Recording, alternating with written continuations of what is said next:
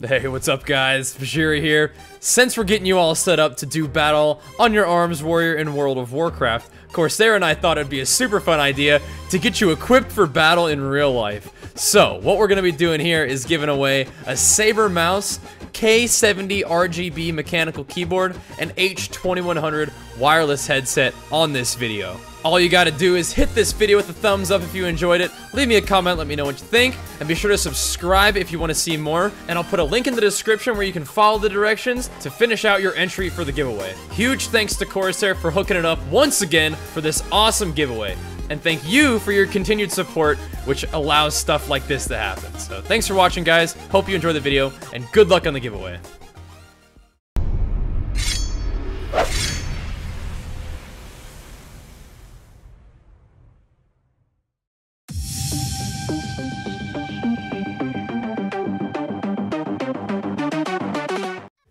Hey, what's up guys? Vajiri here.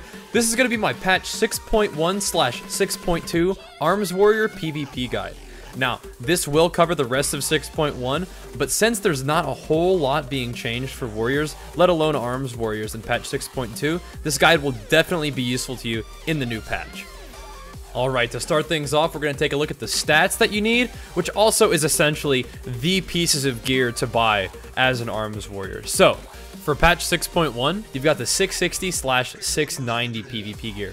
And the name of the game for you is Mastery. After Mastery, you're going to have a little bit of crit, you're going to have a little bit of haste, but stacking this Mastery is going to be your bread and butter as an Arms Warrior. Now, one important thing to point out for patch 6.2 is the damage of Mortal Strike is going to be reduced by 6%, but the amount of damage that you gain on your Mortal Strike, Colossus Smash, and Execute abilities is going to be increased by about 1%. So this may even out. Just keep in mind that that is a change that's going to be made in patch 6.2. That being said, that's pretty much the only change. So after that, we can just go and look at our gear. I've gone with the Crit Haste Helm, the Crit Mastery neck piece, enchanted with Mastery. I've got the Haste Mastery shoulders, the Haste Mastery cloak, also enchanted with 100 Mastery and 10% speed. Are you seeing the theme here? Tons and tons of Mastery. Got the Crit Mastery chest piece, got the Haste Mastery bracers, got the Haste Multi-Strike gloves, and there are Mastery gloves, but I'm going to show you why we choose the Haste Multi-Strike gloves. We have the Versatility Mastery belt, and now here is why you choose these Haste Multi-Strike gloves. Kind of a weird stat, but the reason why is because you still want to complete your 4-piece, yet you also want these Versatility Mastery pants. Versatility Mastery are both percent damage increases. Versatility also gives you a percent damage reduction and a huge Mastery stat on there. So that's why you pick those pants. Also, you pick the Crit Mastery boots, the Crit Mastery ring with a 50 Mastery enchant on it. Now, at some times, I have the Warforged ring, so I can use the 65 Critical Strike 56 Mastery ring, also enchanted with Mastery. But if you don't have this ring, and even if you do have this ring, I think it might just be better to go with the Crit Multi-Strike ring enchanted with Mastery, just because it gives you more strength, more stats. I kind of play around with that. I've used both of them before, but in general, before I recommend the blue ring to you, I'd probably recommend you just go ahead and use the Crit Multi-Strike ring with the Mastery enchant. Now, this is another one of those things that's kind of up to you, is your trinket usage. Now, I personally like to use the double on-use trinket, 1 strength, 1 mastery, just because it gives me a little more on-demand burst. Now, if you want to use the proc trinket, that's absolutely fine as well. Now, if you're not a human warrior and you have to buy an free action trinket, you have your choice between the crit one and the versatility one. For an Arms Warrior, versatility might be a little bit better for you since you're just dealing increased flat damage and you're also reducing the damage that you take. But if you're feeling ballsy and you want to get that crit one, you go for it. Keep in mind that for the versatility pieces like the belt, the pants, and this other Mastery trinket, you are going to have to grind Asheran rep. And if you're unable to grind Asheran rep, you just go ahead and buy your set pieces and just keep stacking Mastery as much as you can. And of course, for your weapon, you've got the two-hander. You pick the two-hander of your choice, enchant that bad boy with Mark of Bleeding Hollow, and you're good to go. So, with the stats/gear section out of the way, we can jump right into the talents. By all means, you have your choice of which talents you'd like to pick for your particular playstyle. What I'm going to do now is go over some of my preferred talent choices and let you know a little bit of the justification for why I make those choices. So, starting off is our charge talent. I generally prefer Juggernaut. It's a really consistent choice in terms of your mobility and rage generation. Sometimes, some people like to use double time. That's something I very rarely use. I understand that it gives you the option of, you know, getting one charge, and then maybe a hunter or a mage uses a blink or disengage, and then you can charge back to them. But the problem with that is if you're using your charges like that at the same time, you're going to end up having a very, very long cooldown on only one charge, really. So I don't like double time very much. Some people love it. If that's you, go for it. But it's not my preference. I prefer Juggernaut. However, sometimes having a nice stun on your charge is extremely helpful. That 1.5 second stun can be the difference between a kill on a healer or can interrupt a cast getting a kill on DPS, so Warbringer definitely has its uses. However, in general, I'll spec Juggernaut. The second row of talents are your healing talents. Now this is one row of talents where I really think there is no room for discussion in terms of what you want to be using. Even though Enraged Regen isn't the strongest healing ability in the entire game, for a warrior, it's the best that you're gonna get. It's gonna give you 10% of your maximum health and an additional 20% over 5 seconds, which is also usable while stunned. So, in the case of a Subtlety Rogue, every time they Shadow Dance, you can use your Enraged Regeneration. It has a 1-minute cooldown, so it's pretty nice, and it can be usable while stunned. Second Wind, you really are, once you're at 35% health, a 25% leech probably isn't going to save your life. I definitely can see this being useful when you're soloing old content, and you maybe have 35% health, and you're dealing, you know, 1 million damage per auto attack swing, and you're going to be healed a lot. Outside of that, I really don't think it's going to save your life. Impending Victory, you actually have to attack your opponent, and it uses Rage, and it's in a melee range. So it's not going to be a super helpful thing. Maybe while leveling you might want to use this, but pretty much hands down all the time, I'm going to 100% recommend you use Enraged Regeneration. Now, for your level 45 talents, this is one of the first rows out of all your warrior talents that really define your spec as a warrior. You have your choice between Taste for Blood, which gives you rage every time Rend ticks, Sudden Death, which gives you a chance to use Execute, not have it consume any extra rage, but not really deal a whole lot of damage as a result. Now you also have the choice of Slam, which seems like it could be a good ability. Finally, Arms Warriors have a single target filler. However, Slam's damage is so pathetically weak, and once you actually sort of get in the feel of an Arms Warrior, it really doesn't fit into your rotation the way you want to play it. So Slam ends up being kind of a bad choice. However, if it seems like fun to you, go ahead and give it a try. And once again, that is a blanket statement that applies to everything. This guide is going to give you a little bit of an insight on what I like to do and what I've found to be effective, but I certainly encourage you guys to explore the world of Warcraft and play your character the way you want to play. That being said, my choice for level 45 talents lies pretty much exclusively at this point with Sudden Death. I've done some testing throughout the seasons, and right now, Sudden Death is 100% my choice. Now, in terms of your stun talents, I think both Stormbolt and Shockwave are good choices. Dragon Roar for PvP, not so much unless you're just trying to mess around a little bit. Now, where the decision between Stormbolt and Shockwave is going to come is a combination of what you're playing and what you're facing.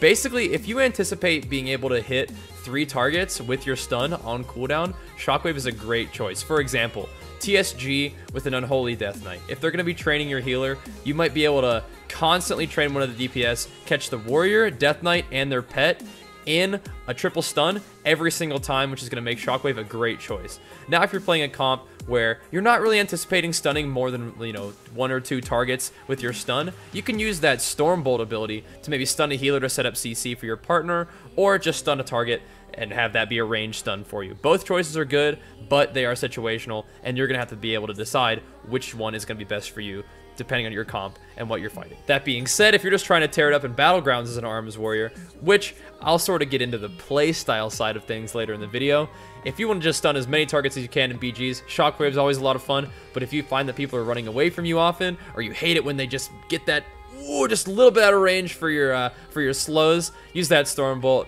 hit them with that range stun, and finish them off before they can get away. Now, for your utility talents, you have your choice between Mass Spell Reflection, which reflects the next spell cast on you and on all party members and raid members within 20 yards for 5 seconds. It does replace Spell Reflection, by the way.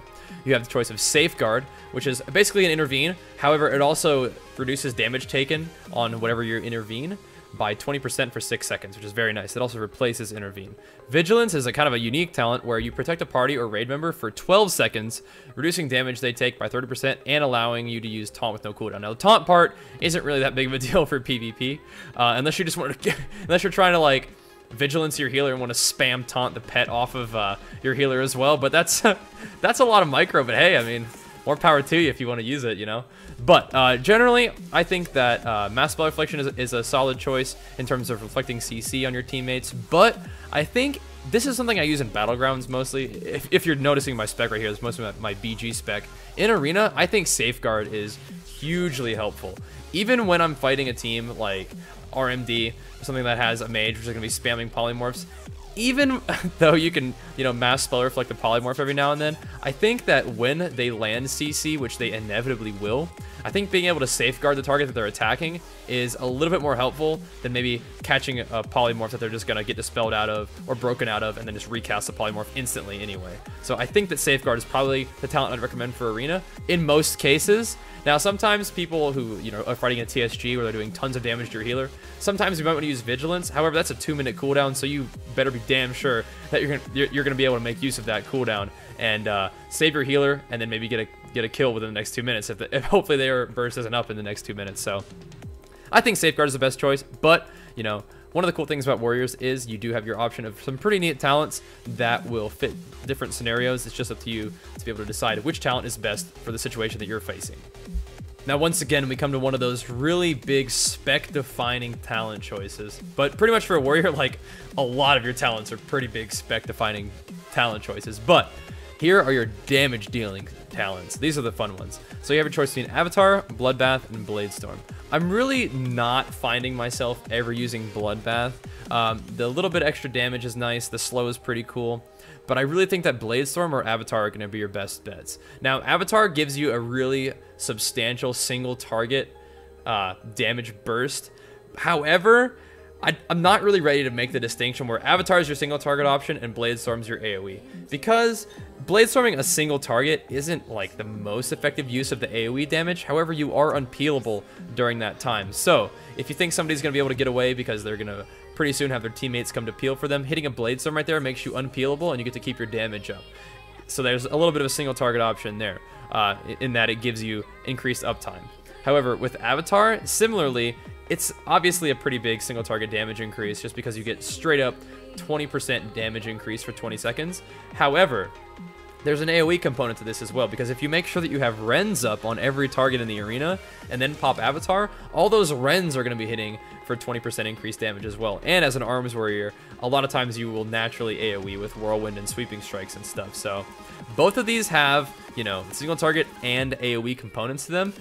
One of the biggest differences is that Avatar has a 1.5 minute cooldown, whereas Bladestorm only has a minute cooldown, and Bladestorm definitely gives you a more CC avoidance slash mobility slash uptime with definitely built-in AoE cleave, and Avatar is more of a single target damage option on a slightly longer cooldown. However, both of these abilities cooldowns will be substantially reduced by our next level 100 talent, which is pretty much the only thing I would recommend, Anger Management. So Ravager and Siegebreaker might have uses in other specs or maybe even PvE or something like that, but Anger Management for Arms Warrior is just really too good to pass up. As an Arms Warrior, you're kind of squishy, so having your Die by the Sword come back up more often is really nice. Plus, the more rage that you're spending, the faster those cooldowns are going to come up, and as an Arms Warrior, you are chopping through rage constantly, especially if you're in the middle of a bunch of people and you're, you know, being fed rage by taking damage. Anger Management just becomes stronger and stronger as a talent choice, especially when you have consideration of your Avatar and Bladestorm talents. So Bladestorm is going to be under a minute cooldown, so you're going to be constantly able to get out of snares and roots and just avoid CC while doing damage. Similarly, Avatar, huge damage increase cooldown, going to be coming up faster with Anger Management as well. So really, as a synopsis for level 100 talent, go with Anger Management for Arms. For level 90, it's really up to you. Take your pick, test them out, and have some fun. Now, much like your talent choices, you also have a lot of choices in terms of your glyph selection. And very much like your talents, again, your glyphs choices will be determined by what you're fighting against or what you want to do as an Arms Warrior. Some neat glyphs that I like, regardless of whether I have them in right now or not, are Glyph of Wind and Thunder. It makes sure Whirlwind and Thunderclap have an increased radius of damage. So that means that you can use your Thunderclap as a bit of a range slow. It'll slow targets outside of your melee range. So if you can't, you know, hamstring somebody, but you still want to slow them, you can drop down that Thunderclap and it'll slow your targets all around you a little bit further.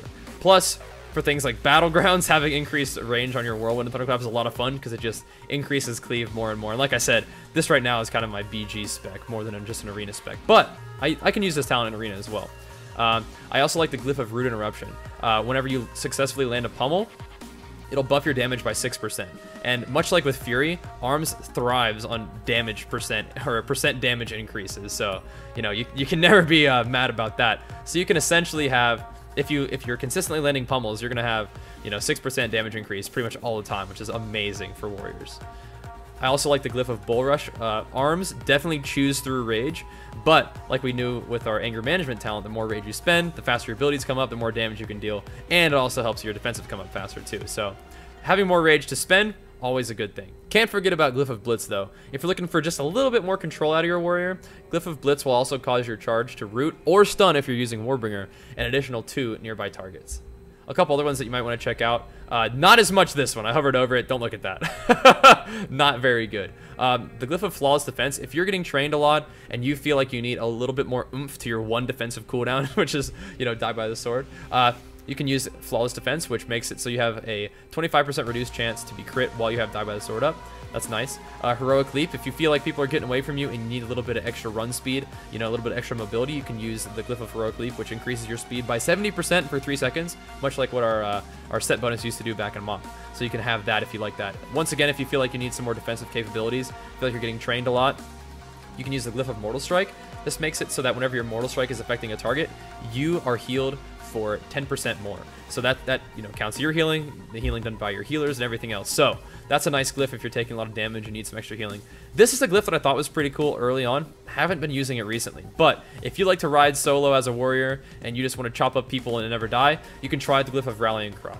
It's a long cooldown, Rallying Cry, but it might save your life if you're going into a situation where you're fighting, you know, 3 people, you get in there and blade storm them all, you're just healing off of the damage that you're dealing to them. Maybe you can get a kill on one of them, score a victory rush, and then, you know, chain those kills from there. So Rallying Cry glyph, not one of the tier 1 glyphs, I would say, but definitely something that you might want to check out just for fun. Shattering Throw, obviously, if you're fighting something that has an immunity effect like a paladin or a mage, and that's your anticipated kill target, you can always throw a Shattering Throw in there to, you know, make your life a little bit easier. I've definitely landed some pretty sweet pre-Shattering Throws in Arena. Always feels good. Hopefully you don't have you're not fighting Pally Mage where they can just bubble bop or ice block bop anyway, but either way, Shattering Throw can be useful sometimes. Now some of these other glyphs, these might be useful in PvE, not as often am I going to be using these in PvP, but like I said, with your talents, pick what you like, have fun with it. These are the glyphs that I find myself most often using and find them most effective. Alright, so if you've seen any of my guides in the past, you know that I have kind of strange keybinds. So, and I've gone over them before, for example, in my 6.0.3 Fury guide. So if you want to see exactly what my keybinds are, and you can't just sort of tell what they are from my action bar, I definitely am going to encourage you guys to go check out my Fury guide. That way we can just hop right into some specific macros for arms, and then talk a little bit more about playstyle. I'm going to go ahead and show you guys my keybinds once again, and if you need to have a longer look at them, go ahead, take a look at my Fury guide, and pause the video to figure all this weirdness out. So once again, just to keep the video moving fairly quickly so we can talk more about playstyle, a lot of these macros that I'm going to be showing you are in my Fury guide as well. So pretty much all my stuff, including my charge macro that involves a charge, mortal strike, and hamstring, battle shout that you can also swap in for commanding shout that puts you in battle stance. Same thing with defensive stance. With you can swap out whichever shout you want. All this stuff is in my Fury guide, along with the focus macros. You know, all the focus macros, you pretty much write them the same. Whenever there's something that you want to use on your focus target, you just use it just like that. And you can also do that for arena targets. You could say target equals arena 1 if you want to do something like that. So once you learn how to write the macros, it's all pretty simple. But here are the basics, right? I just wanted to share a little bit of that with you guys. In terms of arms specific macros, there really isn't a whole lot that you need to know that's specifically arms. Probably one of the weirder macros that I came up with recently. It's not that crazy, but it's kind of fun. is just a basic, let me see if I can find it for you. Basically just like a sweeping strikes execute macro. You want to have this as your sweeping strikes. Basically, if there's anybody ever in execute range, sweeping strikes executes are hilarious. You can sometimes get double kills with those things, and execute is by far your hardest hitting ability. So even if you're using a little bit of rage to use the sweeping strikes before execute, sometimes the damage is on another target is worth it. So I like to have this macro for BGs just to cleave like crazy, but you also might want to cancel aura sweeping strikes because there are times where you don't want to cleave. So those are really like the only ARM specific macros. ARMS has become such a basic playstyle spec where there's really not a whole lot of macros involved, just focus macros, arena macros, and some funny stuff like that. But we're gonna breeze right through the macro section. For further macro tips, you can check out my Fury guide because it's really all the same. All right, so in terms of the very absolute basics of ARMS Warrior playstyle, ARMS is a fairly simple spec in terms of getting it started, and this is one of the situations where just opening up your core abilities tab pretty much tells the entire story of ARMS Warrior PvP. So obviously you're going to want to charge to, close distance and generate some rage. Once you make contact with your target, you're going to want to apply a hamstring, which is off GCD, which means that you can also hit him with a Colossus Smash and a Mortal Strike. At that point, you can apply your Rend. Outside of those abilities, pretty much your rotation is more of a priority system. You're going to want to use Mortal Strike whenever it's off cooldown. You're going to want to set up Burst with Colossus Smash into Mortal Strike into Sudden Death Execute proc. When nothing is available and you don't have anything around you to, slow to apply your Rend to, that's when you can start Whirlwinding. Basically, Whirlwind is something that's available to you, but people sort of get caught up in the fact that, oh, ARMS doesn't have a rage dump. Well, part of what ARMS is like a huge AoE spec, but that doesn't mean you just Whirlwind stuff. You want to use your Colossus Smash and Mortal Strike especially, even without Colossus Smash, to deal the most damage that you can along with Sudden Death Execute procs. And like I was saying earlier, if you have some downtime, which you will because things have long cooldown for ARMS, you're going to want to make sure that you are slowing things with Thunderclap and applying your Rend ability to just about everything else. So rather than throwing in Whirlwinds in between your Mortal Strike cooldowns, make sure that you have Rend applied to like everything around you.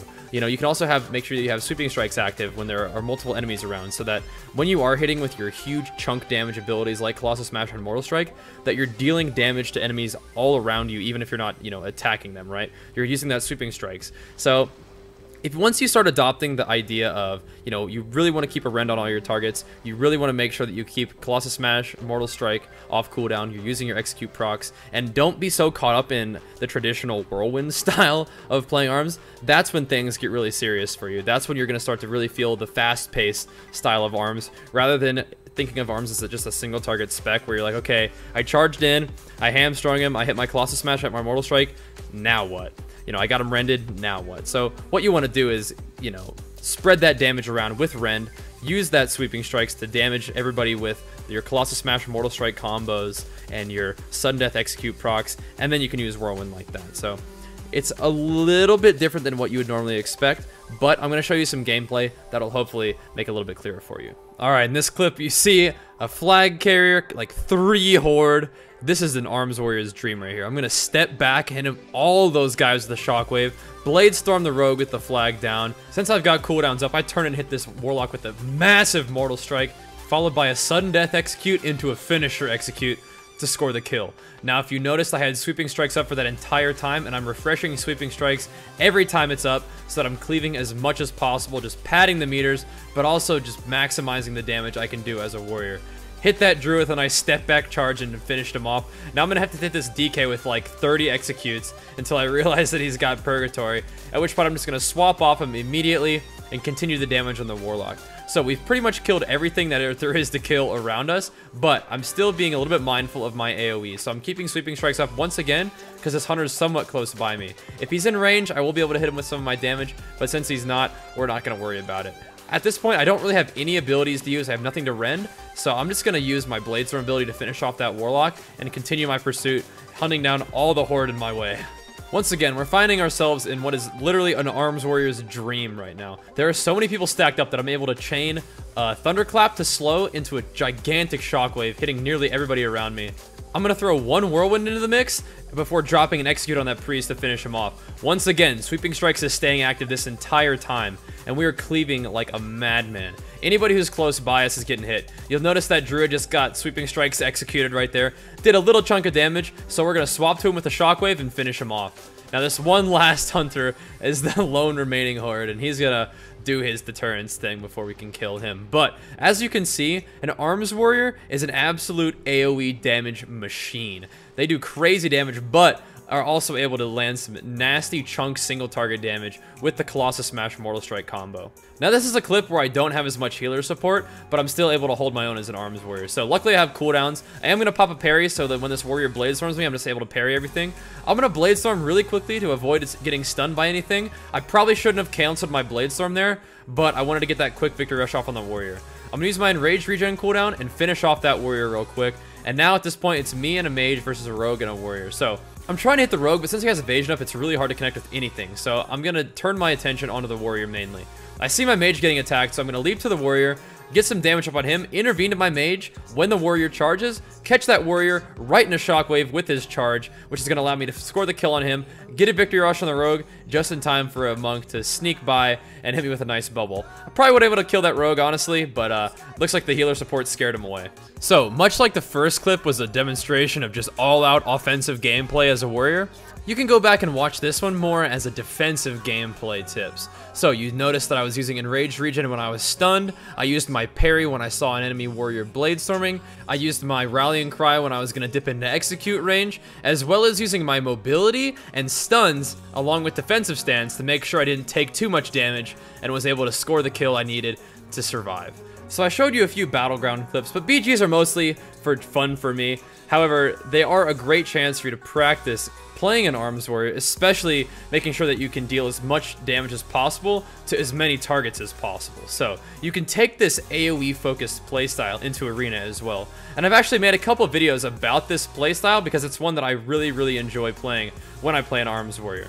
So right now we're playing some Turbo Cleave versus a Holy Paladin God Comp. And we've definitely got them on their back foot. If you'll take a look across the enemy unit frames, you'll see that nearly everybody has a Rend on them, if I have my way. So I definitely want to make sure I apply Rend to the Shadow Priest. When I have damaging abilities for him, I want to, pump that Colossus Smash Mortal Strike combo into him. But when I don't, I'm not always just trying to whirlwind single target. I'm mostly trying to slow and Rend as much as possible to keep the damage on every target, chunking them steadily and putting pressure on the healer, so that when the opportunity arises, we can make a massive swap to the healer as well. If you're hitting the healer, it's going to force them to decide whether they want to heal themselves or heal their teammates, and a lot of times that creates pressure that they really just can't handle, allowing you to score a kill. Now, I realize this has been a fairly lengthy video, but that's often the case what you get with me when you ask me for a relatively in-depth guide. But I think, honestly, for an Arms Warrior, we're just scratching the surface. Even though Arms Warrior, in terms of their toolkit, is relatively basic, when you throw them in a PvP environment, things get complex pretty quickly. And honestly, the best way that you can learn these complexities and practice them and find yourself to be proficient in them is just practice. So hopefully guides like this set you up well for, taking your Arms Warrior into a PvP scenario and allowing yourself to get that experience, allowing yourself to get that practice as a player to improve. What I want to do, like I said, is give you the groundwork, give you the foundation. But I also post lots and lots of gameplay that you can watch for more than just the entertainment factor. Actually watch these arena videos, watch these battlegrounds, and see what I'm doing, and hopefully maybe incorporate some of those things into your play style as well. That being said, thank you guys so much for watching this Arms Warrior guide. I hope that you enjoyed it, and I wish you the absolute best of luck in patch 6.2 and onward. And you can bet I'll continue to make helpful videos along with gameplay stuff, and maybe even a couple Fury videos along the way. So, thank you guys so much for watching. Be sure to give this video a thumbs up if you enjoyed it. Leave me a comment, let me know what you think, and subscribe if you'd like to see more. Best of luck on the giveaway, guys. Thank you so much for watching, and we'll see you guys next time. Peace!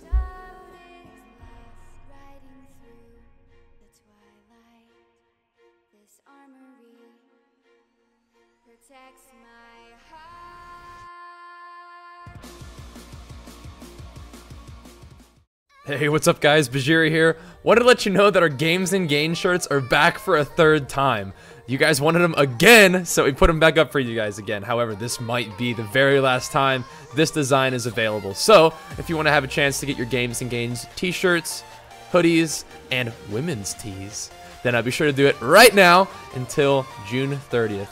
Thank you guys very much for your continued support on this campaign. Really glad you enjoy the shirts. I'll put that link in the description and you can check them out there. Thanks for watching, guys. Enjoy the video.